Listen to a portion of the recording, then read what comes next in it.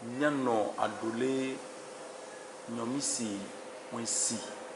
goya kwito didi ni dogbe na we mi bo be gbe o balon be ya kansin kudomi wele nkone fo africaine be dodo ke wo be africa to la jesi wa ko ni wa gbo ba homi que français wo na be identité culturelle ya taflati nya bo be mi le kone de ke be ra ce soir vo mi mon je nous subo chanti les déconnus, les sessions, le voujoubi ou non, mais et puis tchaka les deux nous mais à mon le c'est nous comme mi be ade ndo comme na mi so mami nkenyi mami o mami be dodo alo be konu o ade ke e dansi be konu nkenyi dan be ke no le do tchaka le ken gbogwe ya for de kola gba na e africa viola jesi wa do ko le konu vovovo ko le bro amere nyakola te do na mi so ti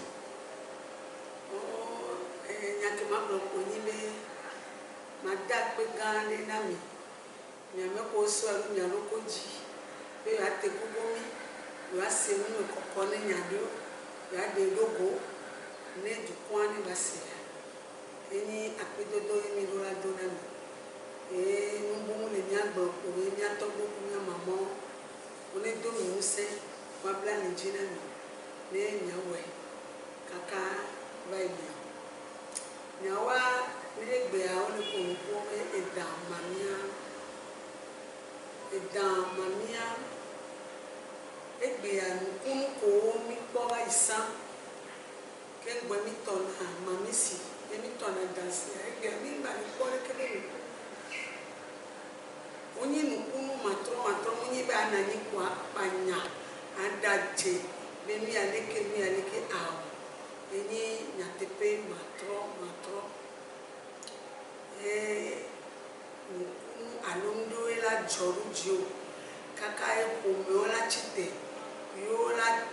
gbe wo la va nɔ se kaka gbɔ ɖanya be amea o mamie le do nuku nɛ o nu ya leke ele do nuku nɛ ne ŋgblɔ nya ɖe na mi gbia mi ma xɔ dzi se o ame ke ɖo epenye kudo ɖo penye be ke to ŋuti ye be nɔ mami tomea ela xɔ asi pe ne nya ke le gblɔ be mu tomea o egbe ɖe le gbia mi le se le tsɔtsi wo kpa me yewo gbɔna be aɖe yeye ke nyia ŋdze nu gɔme votu be gɔme leke si gbe pe wo enewo nenea aƒometɔwo didina va na me dzi ye mi la nɔ do gbe wo ne ame ɖewo ma do do na kaka do na ŋlɛ si gbe eye wodo na gbea pepe si gbe leke wodo na aɖe yeye nene eye be nyi nyateƒe matrɔ wa egbea mi va kpɔ be egbe wa eto atrɔ yi tsɔtsitɔwo gbɔ ye wo be wole do aɖe yeye miawo ya mi gbe be ame ɖe kpe gba yi tsɔtsia ne be mɔ dzɔdzi na wa sɔe fãa ne ma le be mɔ dzɔdzi na wa sɔe fãa wa ne de kɔnu be mɔ dzɔdzi na wa sɔe vɔ ŋgba le be mia tsake o do le samea nu ke mi kpɔ do dzesia nyi be ne wonyi mamisi ye wola kɔnu nɔ wɔ kaka wɔ vɔa bible bakudo rosalo nɔ ne ŋuti le manyamanya mea mi zãna nene be nuwo ɖo ke mi sɔ dana ɖe mami kplɔa dzi ye rosaloa tsã nɔ ne gbɔ ye ne mi la do gbe ɖa alo mi la ƒo ɖea mia xlẽ miatɔ si le dziƒo ne mi la ƒo ɖea mia xlẽ do gbe na wo maria wa egbe be ŋkekea ya le ƒonuƒo mi ɖo la do dzesi be ewɔ na mi be mi bu miatɔ ba ƒome ye mi dzo kplɔ ame bu ba ƒome do leke mi la ke sɔ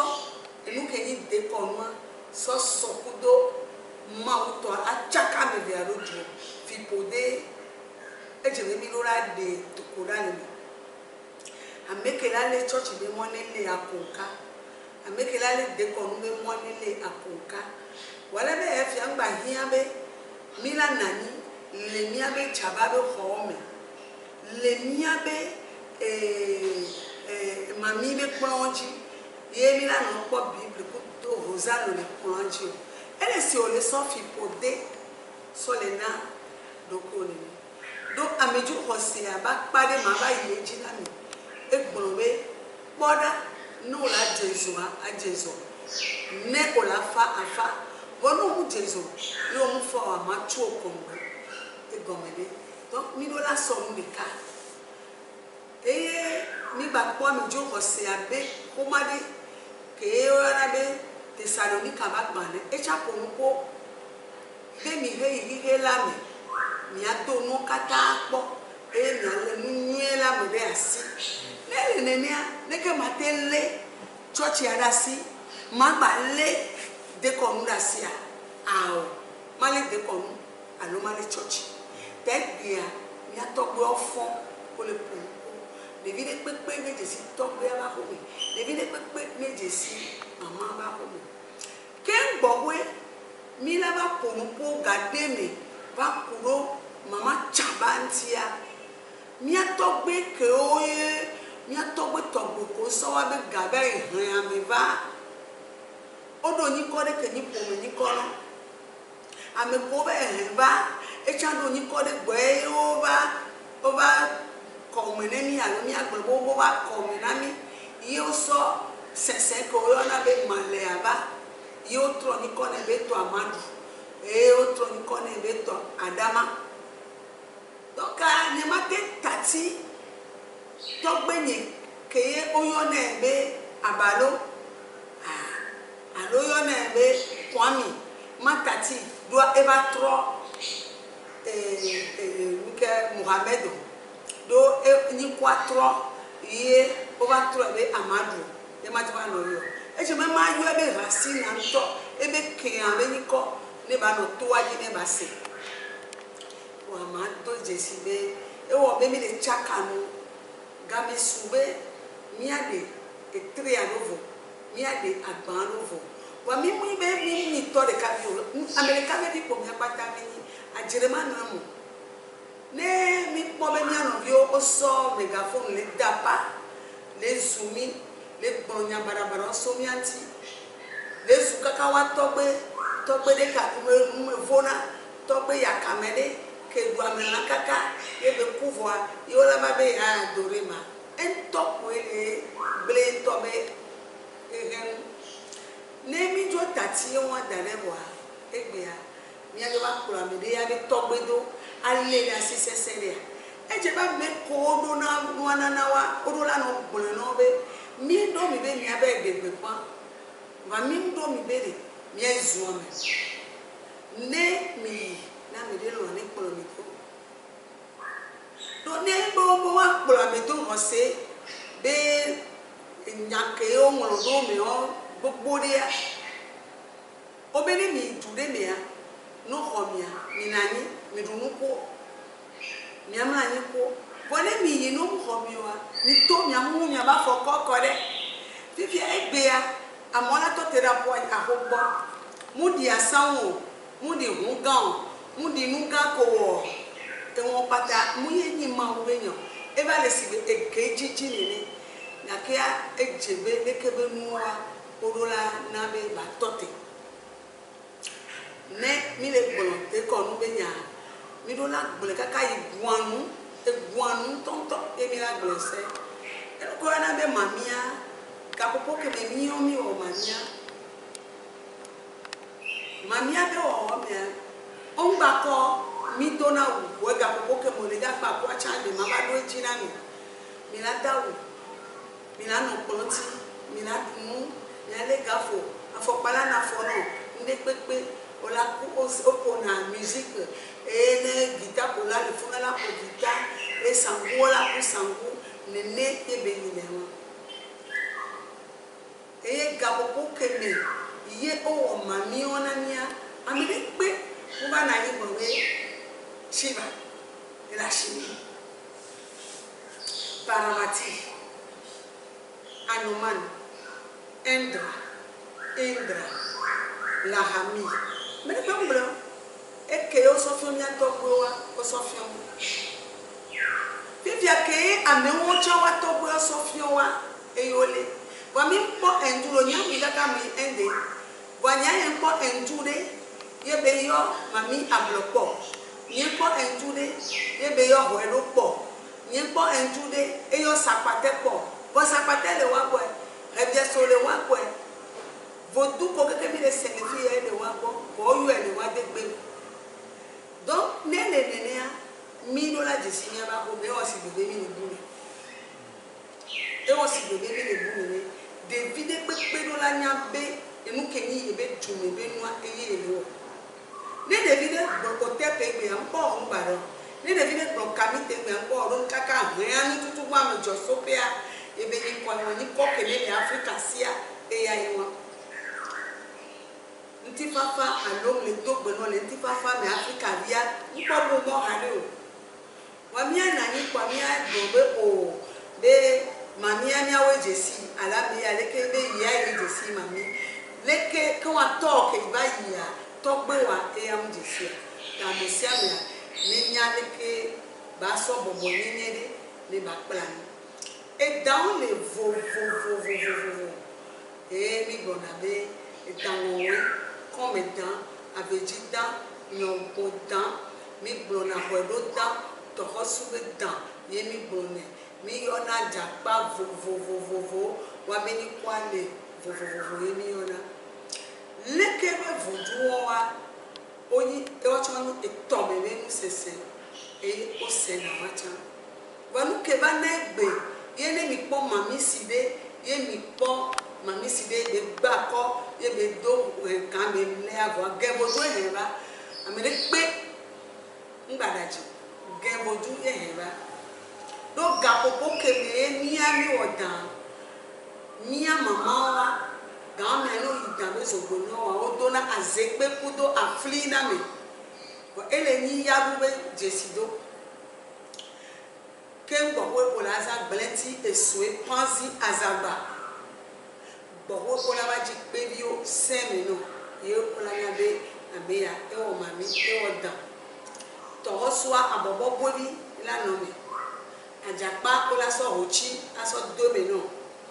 e mo ale nene ye ni ko le wa si vode a ke wa jebe mi no la do bu to hedene wa no ojo le gevodu po le getome alo odomi abe gevodu be tome ola pa gba ebi ola ko to gbe degbe ola pata pesu ola pokole ola polampa ola pa fieye ola po bruso ola po jasia mago ola po togbe ni gble ne o bazole ya ola kelo saku monti ola po katam ola po chawole ola pa vuluku kevo dua esubo ale gbegbe kakolika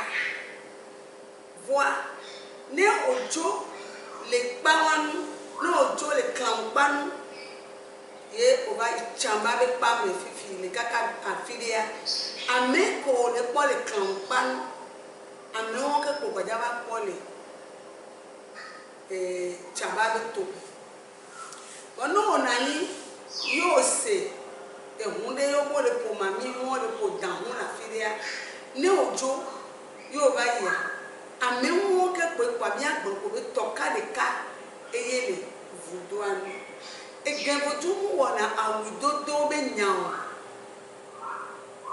no kenti o genvodu le gbobe ejibe ya po kaka ho vinu no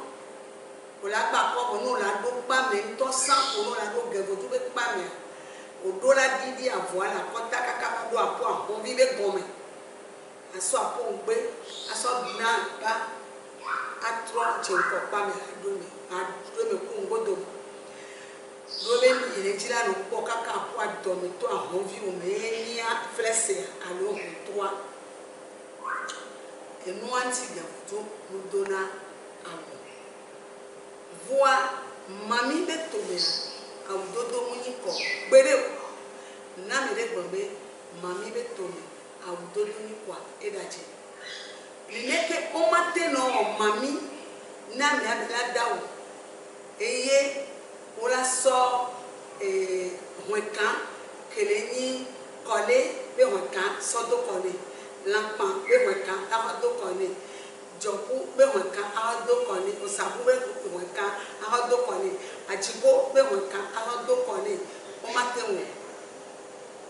lolu kentia awu ele awu bɔn ne ele ebe awu me ebe dawu be tsɔ ebe ne kpekpe alo wɔ ebe da awu de wole te do mami vovovo ko keke le bɔ abe hɔnkane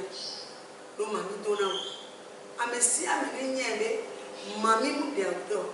eni nu kele wala o be si ne ba dra atsapu nyɔna na atsapu be to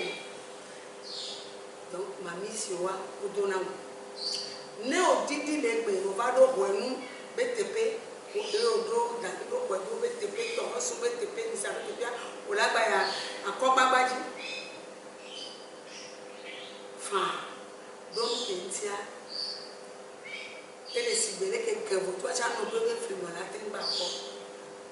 eyewa donc edan le vele edan le ami bona be alors edan e ya ni edan le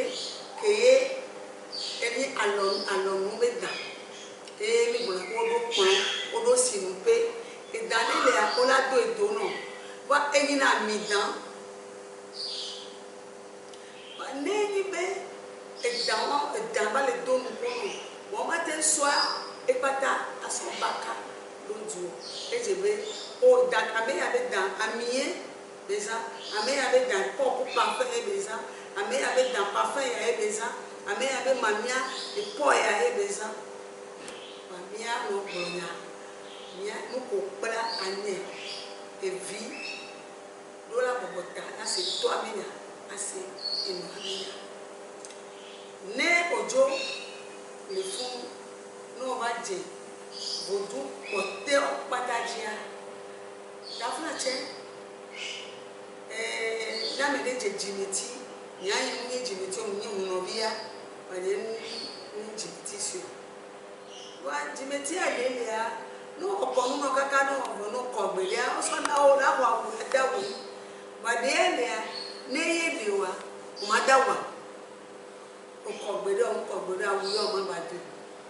mia nɔvi wo yɔna be sasi sausi omu do na wa mia be enua ele efiri nene vutsɔ wole yɔ ne mina kɔnti na mi vi kelem de kɔa mia sɔ enu kenyi kaiza to asɔ ne mia sɔ kenyi mawu to asɔ ne. C'est là me dire que c'est pour le comment me dire on va chaka no na do e gbe ami le po mi ano video wa o le globe ala kubar wa o ke ba le glo Seigneur Jésus wa o ke patron ba le glo ria ao munyi bena chaba le bokwa o trosu male chaba man bokwa la trosu male e je mi la o susu nya isusu me mia bibɔ emo kemi le toare emo nyɔ ya emo gbegble ya do ewa amedzro xɔse enyi munyi be mami le gbɔnye kɔa evɔ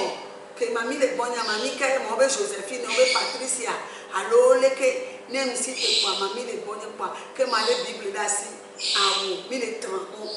mina mia keke mia trɔ gbɔma mia tɔgbo be dema dzi mia trɔ gbɔma mia tɔgbo ba xɔme. Eye nu ke ye mua ne mi mo nje tso mia bia me ga wo no afio mi ne mia se bia se ya e na se nya no gbe bia se kwa ko la se nya ne o le blon be eda o bra be mami wa ta to la pome donc mami wa ta oda enti kwa ncha ma oda lobo mami wa ta mu nya be nyimu do da lobo ke gbe be ba de ma kebe ba de ma ela te inde da lobo to le yo de ba de ma eda popo nya no la je ku mena we bia mi mona ye mi bona be mi no la premèche naturelle nene o sema o 280 millième ple naturel lo brésilien lo mi le na do le kwi mi alo ko ke mi ato mi nya ende ke yo wo da ni koroji be ADN ke ye ponele amagbe dame ala mbe fesumia amebuto ola so ya ba nwe a tre do ta onti atɔ lo ta ŋuti mɛwa nɔnɔme keme be nɔ le ba gbemea ɔmu dzesi o enu keme wɔ le ba gbemea ɔmu nyi o o va lé le keme da be prématurel ye be gɛ gbɔwò sɔkɔ ɖe ne wo gblɔ la be mɛsi be nyatsa ele vodua me ma nu ka yi wo le dza sɔ do dzesi du ko be enyi Afrika tɔ ewoe be enyi Afrika bi kemetuvi nu ke yi o miamate ŋdɔ be ma sɔ mɛsi tsɔ ta ma bla ta o ma tsɔ vi klem ɖe ma tsɔ perike vi klem ɖe vɔ ma wɔe kaka baba nɔ kpinu ava nɔ afɔ gɔme na ma be naturel ame ɖe le dɔ ga ɖe le kaka yi kɔntsi ele yi kɔntsi kaka ɔba le kpɔe kaka kpɔa mi sukulu ɖe poto le be ebe dɔa be psychologique ye ŋutia be susu me be dɔe donc ɔba le kpɔe kaka kpɔ le bie be de edake le ta ne etɔ be de ma ebe wo be tissage wetri nene be wetri ametɔ wetri nene be la nɔ ebe le te wɔ peɖeka le ta ne dɔkita na be ne yia ne ɖeɖa vɔ ne ba kpaɖa keke ba wɔ ra ne ba trɔ va musu 3 semaines na dɔ avɔ na me dɔ ke be le ne 3 ans evɔ musu 3 semaines si gɔme yi be gbɔngbɔn ne ko sɔ da ɖo ɖo ko dzia nu yi tɔ ye o ebɔnɔ nu yi tɔ o omunye wa me tsa yo la to yo la nye be owe nyo wa me sia me owe nya nu wa me de pepe owe nya kpɔ wa me de pepe ta mia do dzesi be Afrika vi eda o tsa gba kpenu na o apo nɔnɔ me gba kpenu na o apo ŋɔti mo gba kpenu na o enu ketri na wa gba kpenu na o eto gã wa tsa gba kpenu na o nenia ye mia tɔgbe ɔnua nenia ye wo do mia tɔgbe ɔnua ba mia de ba ma me butɔa dawe ɖe no du ɖe me eye dukplɔla ɖe wo da yi kɔ ɖo dzi be wofo bɔ anyi egblɔ na amedzroviwo gafi me be yemu le nyame ɖe kpekpe o ame sia ame ne kpɔ eɖokpe be yele ɖe du vɔ wa do edzesi be atikpo ke xɔ pe alɔfa ɖeka le tɔmea matrɔ zu lo gbe ɖe o enya teƒe matrɔe ne mi gba tsɔ da ɖe kpekpe ne mi gba trɔ ɖe kpekpe ne mi to vivie ŋuti ɖe kpekpe ne mi wɔ ɖe kpekpe tsa mi mate ŋu trɔ zu yovo gbe ɖe o egbea mia be viɖewo le eda wa kpɔ le za kakakaka kpɔ egbea wa ŋutɔ wa be ta egble keke agbazea wotrɔe keke wotrɔ yovo wetrɔ kpɔ ɖo zã kpɔ do kaka ɖi aƒo gɛ ke kpɔ wa be agbaze gble keke ne wo la do egbea machine wo la to avɔa nuko la do pantalon la yi kaka gɔme lonu kentia agbaze ke wo na wa mu dzeme na wo gble mami na be mia ba agbaze ne dze ŋkume na mi le mia be dekɔnu gbɔ mi ma nɔ dekɔnu gbɔ ye mia ba agbaze ma dze ŋkume na mi ye mia be nɔnɔme ke ye wo na mi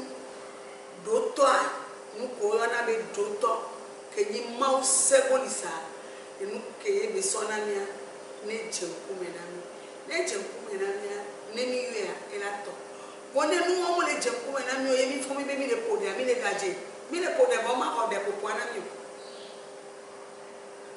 mi ɖo la ɖe nɔmi le fio mia tɔgbewo wo ŋutɔ akɔ ese amewo ko gbɔna be ele amedzro xɔse mea Afrika ese amewoa so gbɔ yi amedzro xɔse gbɔ efififi enyi kɔ le mia be dekɔnu gbɔ ahasi wɔwɔ enyi kɔ le mia be dekɔnu gbɔ adzeɖaɖa enyi kɔ le mia be dekɔnu gbɔ amenyatoto enyi kɔ le mia be dekɔnu gbɔ amenɔvi gɔmeɖuɖu enyi kɔ le mia be dekɔnu gbɔ ese amewoa kpata mia gbɔ so ele mia gbɔ yi ɖoko me kpɔ ɖoko ɖa ƒo ɖoko kpɔ be ete le wɔ ɖo se wa ame eve dzia ame etɔ̃ dzia no te wɔ ɖo ame atɔ̃ dzia ke wɔn kpo dzababa wɔn no gbate gba wɔ wua kpo dzababa ŋutɔ vɔ no te le wɔ ɖo se wa me ɖe kpekpe dzi o vɔ yewo be enyi ɖenɔ yewo be eƒona ɖe yewo be enyi hunɔ yewo be ekpo enyi amegã ne spiritualité eye ekpo enyi amegã ne dekɔnua onye amegã dzrodzro le nu me tami lɔ mia nɔnɔ mia nɔviwo mia fofo mia dada mia tɔ mia nɔ mia be ŋkɔgbetɔ mina mia miasi ne mia nɔnɔ ne mia fiɔ mia nɔnɔ ƒu ne ame ɖe mu nyɔ ne yi nɔvia gbɔ ba adakaka ku adze dada vivivoa ele nɔ mɔ dzi da akpe na mi. Mama adole anyomisi mi do akpe nolo. Akpe. Akpe na mi.